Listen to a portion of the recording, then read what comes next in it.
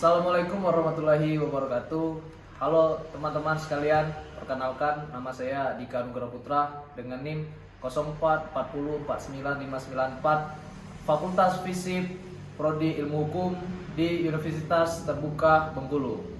Kawan-kawan sekalian, di sini saya akan menjelaskan apa itu tentang Pancasila yang selama ini kita kenal.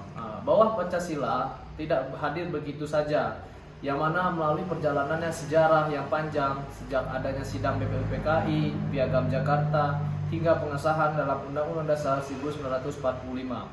Para pendiri bangsa pejuang merumuskan dasar negara yang dapat menyatukan seluruh rakyat Indonesia. Perjalanan ini kemudian berlanjut dalam konteks sejarah bangsa dari masa ke masa, yaitu awal kemerdekaan, Republik Indonesia Serikat, demokrasi terpimpin, Orde Baru maupun hingga reformasi. Kita sebagai generasi muda penting bagi kita untuk tidak hanya memahami peristiwa-peristiwa itu, tapi juga kita dapat merefleksikan pelajaran yang dapat kita ambil untuk menghadapi tantangan zaman sekarang. Di sini saya akan menjelaskan bagaimana itu tentang proses lahirnya Pancasila yang melalui BPUPKI, Piagam Jakarta, PPKI maupun yang lain-lain. Dapat saya jelaskan bahwasanya lahirnya Pancasila itu awal mulanya diterbitkanlah Badan BPUPKI, yang mana maksud dari kata itu Badan Penyelidik Usaha-Usaha Persiapan Kemerdekaan Indonesia. Didirikan oleh Jepang pada tanggal 29 April 1945 untuk mempersiapkan kemerdekaan Indonesia.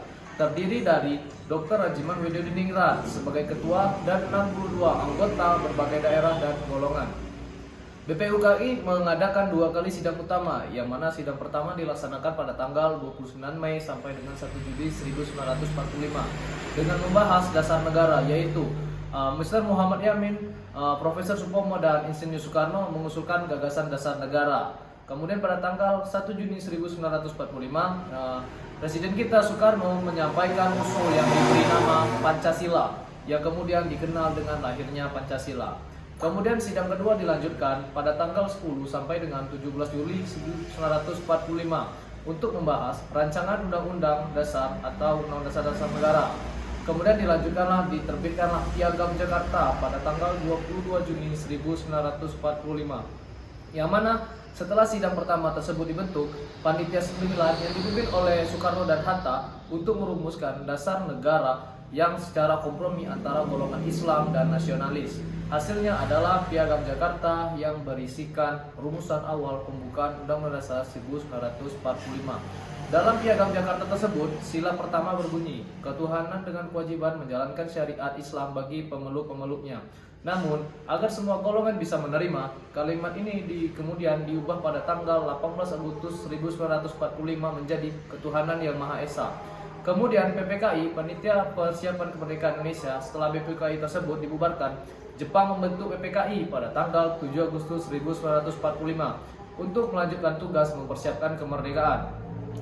PPKI diketuai oleh Insinyur Soekarno dan wakilnya Dr. Handus Muhammad Hatta. Setelah Indonesia memproklamasikan kemerdekaan pada tanggal 17 Agustus 1945 tersebut, PPKI bersidang pada tanggal 18 Agustus 1945 dan menghasilkan keputusan penting, yaitu pertama, mengesahkan Undang-Undang Dasar 1945 yang di dalamnya tercantum Pancasila sebagai dasar negara. Kemudian memilih Soekarno sebagai presiden dan Hatta sebagai wakil presiden. Kemudian membentuk Komite Nasional Indonesia Pusat atau disebut dengan KNIP.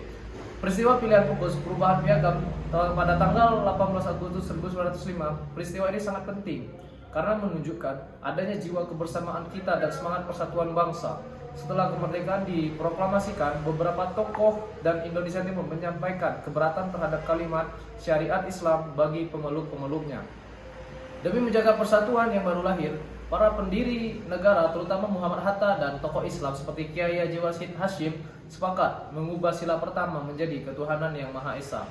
Nilai-nilai Pancasila yang tercermin dari peristiwa ini yaitu nilai persatuan, sila ketiga, para pendiri bangsa rela berkorban dan mengalah demi menjaga keutuhan bangsa. Kemudian nilai kemanusiaan dan toleransi, sila kedua dan sila ke-1. Mereka meyakini atau menghormati keyakinan orang lain, menunjukkan sikap saling menghargai antar umat beragama.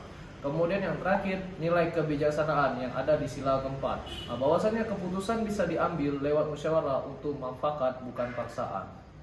Refleksi yang bisa kita ambil secara pribadi atau pelajaran bagi generasi muda seperti kita ini bahwasanya dalam peristiwa ini ayo kita sama-sama belajar bahwa kemerdekaan dan persatuan lahir dari sikap saling menghargai, berjiwa besar dan mau berkompromi demi kepentingan bersama. Kemudian relevansi saat ini yang bisa kita ambil bahwa di zaman sekarang banyaknya bangsa menghadapi intoleransi, perpecahan politik dan ujaran-ujaran kebencian di media sosial.